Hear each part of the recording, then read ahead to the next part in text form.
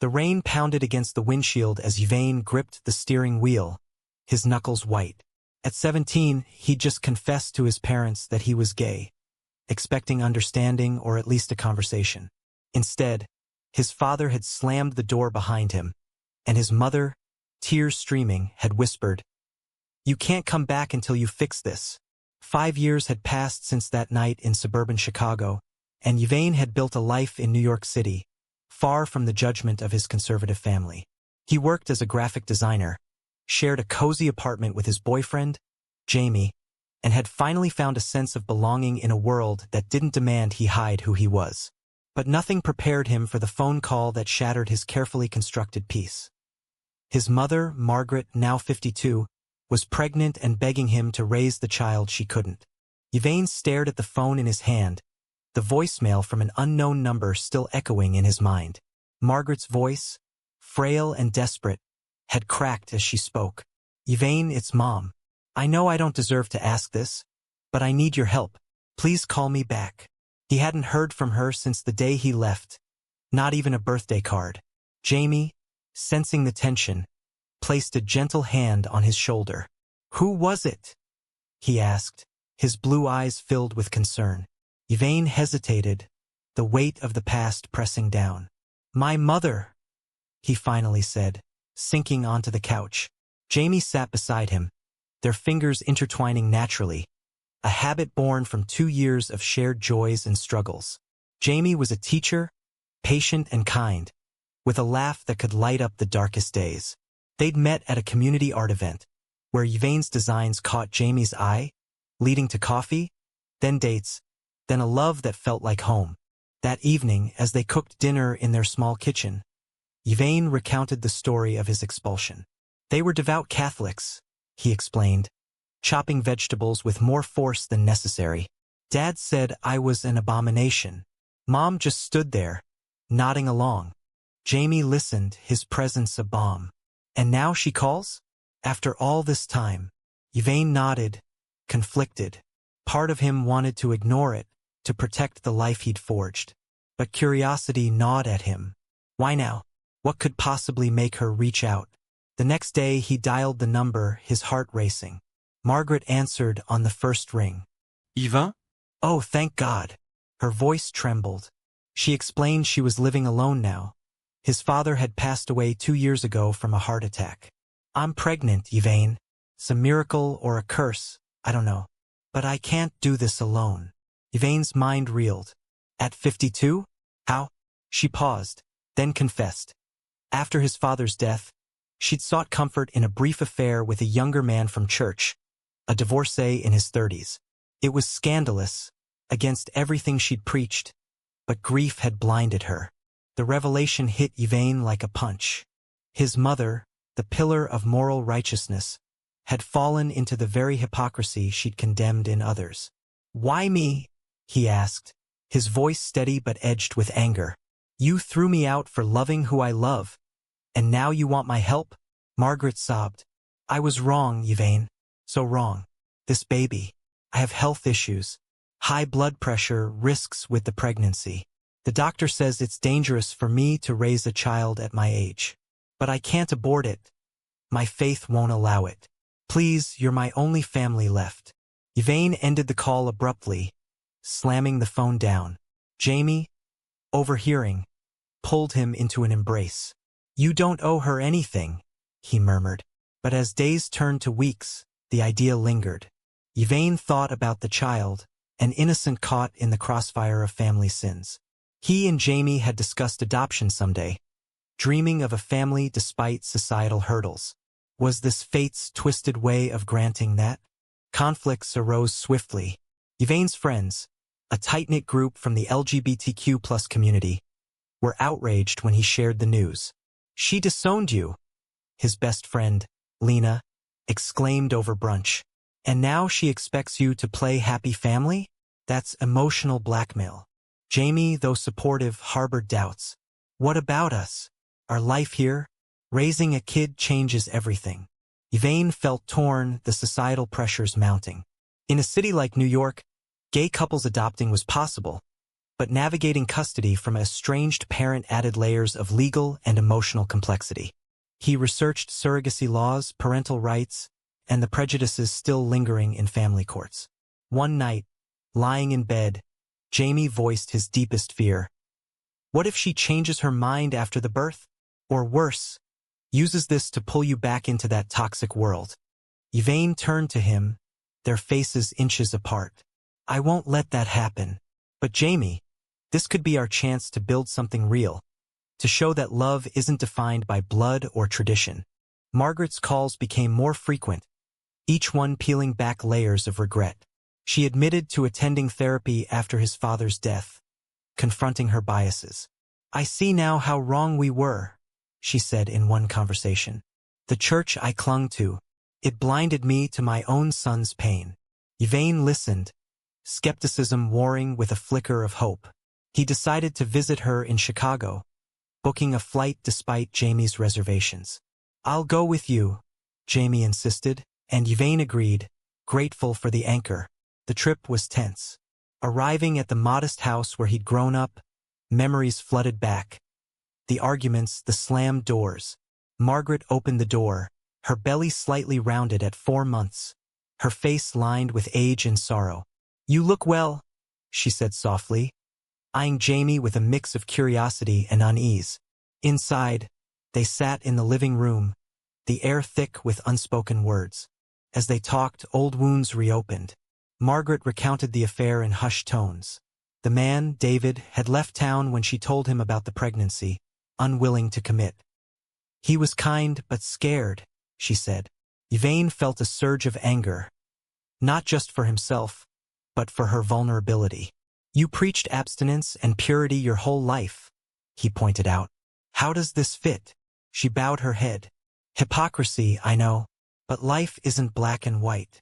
Jamie, ever the peacemaker, asked about her health. The doctors say I need bed rest soon. And after, I won't be able to care for a newborn. The plea hung in the air. Would Yvain take the baby? He didn't answer immediately, needing time. That night, in a hotel room, he and Jamie debated. She's genuine, Jamie admitted. But can we trust her? Yvain nodded. Maybe. But this isn't just about forgiveness. It's about what's right for the child. Back in New York, the decision loomed. Yvain consulted a lawyer, learning about guardianship transfers and the potential for contested custody if relatives objected. His extended family, still conservative, might view a gay couple raising the child as immoral. Whispers of scandal rippled through phone calls from aunts and uncles, who learned of Margaret's pregnancy and disapproved. It's unnatural, one uncle said when Yvain reached out. That baby needs a proper family. The words stung, echoing the rejection of his youth. Jamie faced his own doubts, confiding in Yvain about his fear of parenthood. I love you, but am I ready? We're stable, but society still judges us. Their relationship strained under the pressure, arguments flaring over logistics. What if the kid grows up confused? Jamie asked once, regretting it immediately. Yvain's eyes flashed. Confused about what? Love? That's better than growing up in hate. Margaret's health declined as the pregnancy progressed, forcing Yvain to make more trips to Chicago. Each visit chipped away at the walls between them. She shared stories of his childhood, moments of joy before religion hardened their family. You were always so creative, she recalled, handing him old drawings. Yvain softened, seeing her not as the villain, but as a woman shaped by her era's expectations. Yet, resentment lingered. Why didn't you fight for me back then? He asked during one emotional exchange. Margaret's eyes filled with tears. Fear. Of losing everything. My marriage, my community. I was weak. The admission sparked a turning point. Yvain began to forgive, not fully, but enough to consider her request seriously. Jamie accompanied him on the next trip, and surprisingly, Margaret warmed to him. Over tea, she asked about his life, his teaching career. You make Yvain happy, she observed. Jamie smiled tentatively. He does the same for me. The moment felt fragile, a bridge forming amid ruins. But societal clashes intensified. News of Margaret's situation leaked in their small town, fueling gossip at church. Parishioners whispered about her sinful affair and the abomination of handing the child to her gay son. One Sunday, a deacon confronted her, suggesting adoption to a traditional family. Margaret stood her ground. "My son is traditional in love and commitment," she retorted, a spark of defiance Yvain hadn't seen before. Back home, Yvain and Jamie attended a support group for LGBTQ+ parents, hearing stories of discrimination in schools and healthcare. It bolstered their resolve but highlighted risks. "What if the kid gets bullied because of us?" Jamie worried. Yvain countered, "We'll teach them strength. Better that than a loveless home." Their bond deepened through these talks, intimacy growing from shared vulnerability. One evening, as they walked through Central Park, Jamie proposed, "If we're doing this, let's make it official." Yvain, stunned, accepted with a kiss that drew stares from passers-by, another reminder of lingering prejudices. Legal preparations began. The lawyer drafted agreements for Margaret to relinquish rights post-birth, with Yvain and Jamie as guardians. But complications arose. David, the father, resurfaced, demanding involvement. "I didn't know she was giving the baby away," he claimed in a heated call. Yvain met him in Chicago, a handsome but flustered man who admitted his fling was impulsive. "I can't be a dad right now," David confessed, "but I don't want strangers raising my kid." When Yvain explained his relationship with Jamie, David's face hardened. "Two men? That's not right." The confrontation escalated, David threatening legal action. Margaret, bedridden now, urged Yvain to fight. "He's bluffing. He doesn't want responsibility." The dispute drew media attention when a local reporter caught wind, framing it as a battle over family values. Headlines screamed, "Pregnant widow seeks gay son to raise love child." Online comments poured in, some supportive of LGBTQ+ rights, others decrying it as moral decay. Yvain's inbox filled with hate mail, calling him unfit. Jamie's school received complaints from parents uneasy about a gay dad teaching their kids. The pressure tested their relationship. Jamie snapped one night, "Is this worth it? Our lives are unraveling." Yvain held him. "Yes, because it's about more than us. It's about breaking cycles." Margaret's labor came early at 7 months, due to complications. Yvain rushed to the hospital, Jamie by his side. The baby, a boy, was premature but stable in the NICU. Holding his tiny hand through the incubator, Yvain felt a surge of protectiveness. Margaret, recovering, signed the papers with trembling hands. "His name is up to you," she whispered. "Thank you for giving him a chance." David backed down after seeing the child, realizing he wasn't ready. But the victory was bittersweet. Extended family cut ties, labeling them all sinners. As they prepared to bring the baby home, named Elias, after Jamie's grandfather, Yvain reflected on the journey. Forgiveness hadn't erased the pain, but it had opened doors. Jamie, cradling Elias, looked at Yvain with love. "We're a family now." Yet, doubts lingered in quiet moments. Had they made the right choice amid the chaos? Elias's arrival transformed their New York apartment into a nursery of sorts, with bottles and diapers scattered amid Yvain's design sketches. The first weeks were a blur of sleepless nights and tender moments. Jamie took paternity leave, his nurturing side shining as he soothed the baby's cries. Yvain, working from home, balanced client calls with feedings, marveling at how this tiny life bridged his fractured past. Margaret called daily, her voice strengthening as she recovered. "How's my grandson?" she'd ask, a term that warmed Yvain unexpectedly. Their conversations evolved from awkward to genuine, with her sharing parenting tips from his infancy. "You were colicky too?" she laughed once, a sound Yvain hadn't heard in years, but societal undercurrents swirled. At a pediatric checkup, the doctor raised an eyebrow at their setup.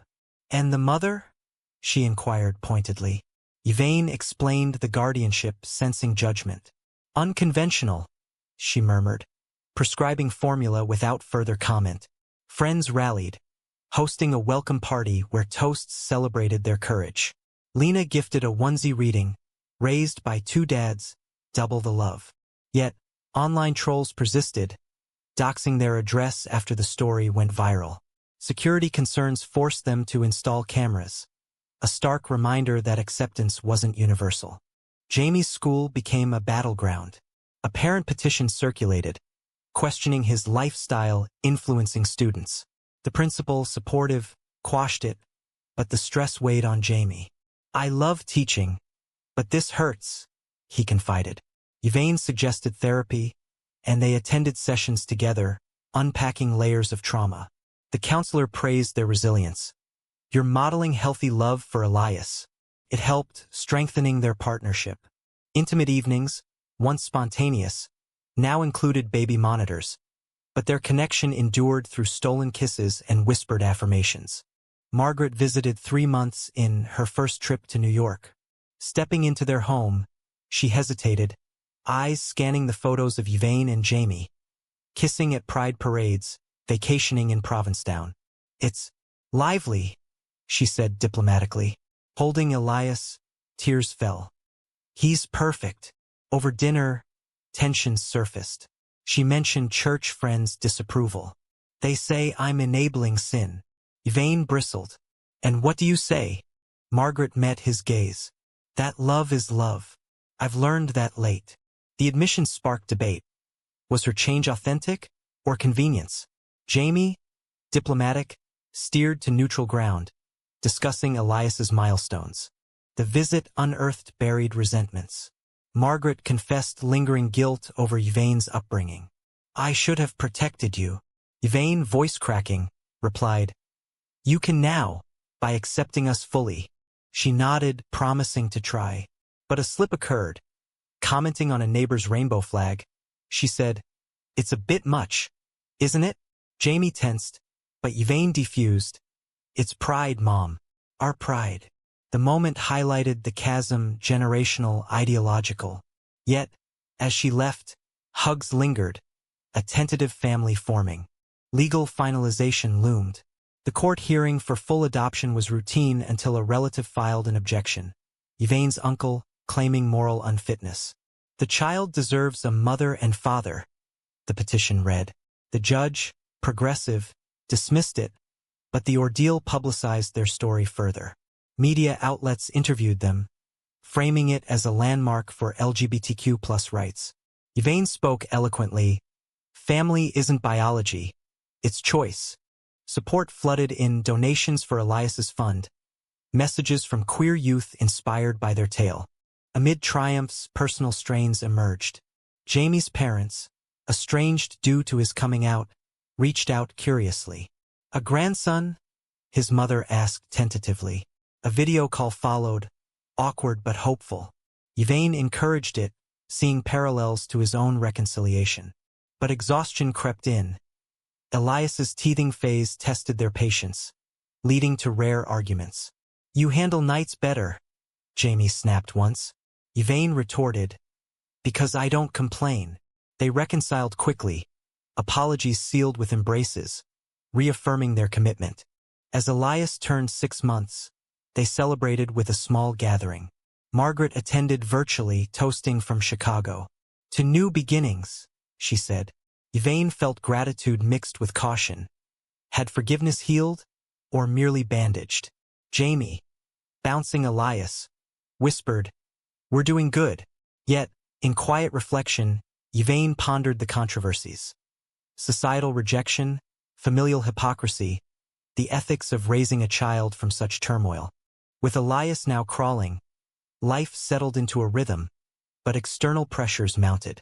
A conservative group picketed Jamie's school, signs reading, "Protect our children from indoctrination." The media frenzy amplified, turning their private joy into public debate. Yvain's work suffered. Clients hesitated, fearing backlash.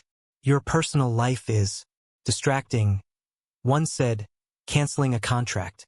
Financial strain added tension, prompting Jamie to suggest moving to a more affordable suburb. "But New York is our home," Yvain argued. "It's where we feel safe." The discussion evolved into deeper fears. Was urban anonymity better than small-town scrutiny? Margaret's involvement grew. She Skyped weekly, reading stories to Elias, Her transformation continued, attending a PFLAG meeting in Chicago. I met other parents like me, she shared excitedly. Regretting but changing. Yvain appreciated it, but skepticism lingered. When she suggested baptizing Elias, conflict arose. It's tradition, she pleaded. Jamie interjected. Our tradition is acceptance, not ritual. The call ended strained, highlighting ongoing clashes between old faiths and new realities. David reappeared unexpectedly, emailing Yvain. I want to meet my son. Yvain, wary, arranged a neutral meeting in a park. David arrived disheveled, admitting life struggles. I wasn't ready then, but now. He trailed off, eyes on Elias playing. Yvain was firm. You signed away rights. This is our family. David pushed back. Biology matters. The encounter escalated into a heated exchange, David accusing them of stealing the child. Jamie, protective, stepped in. Love matters more. David left angry, threatening a paternity suit. The lawyer assured them it was baseless, but the scare rattled. The incident fueled more media coverage, with talk shows debating, can gay couples provide a stable home? Yvain appeared on one, advocating fiercely. Stability comes from love, not gender. The exposure brought allies, celebrities retweeting support but also hate. Their mailbox filled with threats, forcing police involvement. In therapy, Yvain admitted vulnerability. I thought we'd escape this. Jamie held his hand. We face it together. Elias's first birthday approached, a milestone amid chaos. They planned a quiet party, inviting close friends and Margaret in person. She arrived bearing gifts, including a family Bible, personalized with Elias's name. Not pressure, she clarified. Just heritage. Yvain accepted graciously, seeing it as progress. The celebration was joyful, laughter echoing as Elias smeared cake. But an uninvited guest crashed. Yvain's uncle, demanding to see the poor child. Confrontation ensued. The uncle spewed vitriol. This is against God's plan. Margaret, defending, shouted, God's plan is love. The police escorted him out, but the scene left scars. Post-party, reflections deepened. Jamie proposed marriage again, this time with rings. Let's make it legal.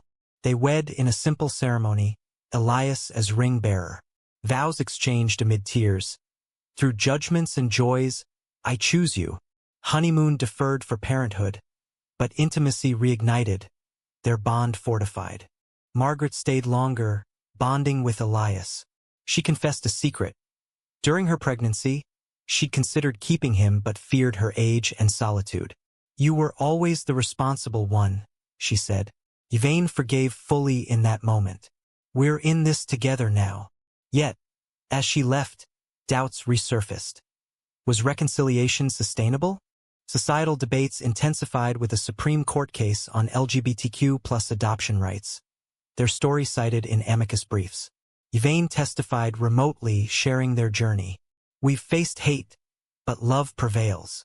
The ruling favored equality, a personal victory. As Elias toddled, Yvain pondered the future.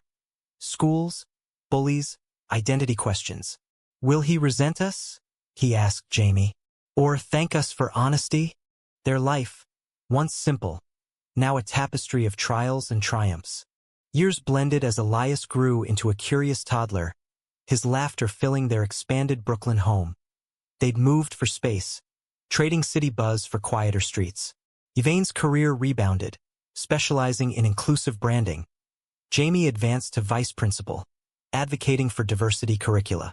Margaret visited quarterly, her role as grandma evolving into affection without overreach. She'd left her rigid church, joining a progressive congregation. Faith without judgment, she explained. Yvain marveled at her growth, mirroring his own. But echoes of past conflicts resurfaced. Elias, at 3, asked about his tummy mommy. They explained gently, Grandma carried you, but we chose to be your dads. Curiosity satisfied, but societal intrusions persisted. At preschool, a parent complained about non-traditional families during story time. The director mediated, but it stung. Why can't people mind their own? Jamie vented. Yvain replied, because change threatens them. David attempted contact again, now sober and remorseful. Meeting at a cafe, he apologized. I was wrong to challenge you. Yvain, guarded, allowed supervised visits. For Elias's sake, he said. It added complexity, Elias gaining a biodad figure but boundaries held. Jamie supported, though wary. As long as it doesn't disrupt. Their marriage thrived, anniversaries marked with family trips. In San Francisco for Pride, Elias waved a rainbow flag, innocent joy amid parades. Yet, a heckler shouted slurs, shielding Elias from hate's ugliness. Is this the world we're raising him in? Yvain questioned later. Jamie affirmed, yes, and we're making it better. Margaret's health faltered at 60. A mild stroke prompted relocation discussions. Move closer, she hinted. Yvain considered, but New York roots ran deep. Instead, they funded in-home care, visiting often. During one stay, she shared regrets deeply. I failed you as a mother. Yvain hugged her. You redeemed yourself. Elias's questions deepened at 5. Why did Grandma kick you out? Age-appropriate truth. She didn't understand love like ours then. It sparked family talks on acceptance, Elias absorbing lessons early. A national controversy arose when a bill targeted LGBTQ+ parents' rights. Their story featured in advocacy campaigns, Yvain speaking at rallies. We won't be erased. Support swelled, but backlash included vandalism. Their car keyed with hate symbols. Resilience prevailed. Community fundraisers repaired damages. As the narrative closed, Elias thrived, a blend of his dad's traits, creative like Yvain, kind like Jamie. Margaret, in remission, cherished her role. David became a distant but positive presence. Their family, forged in fire, stood strong. But was forgiveness always the path to healing, or does it sometimes enable repeated pain?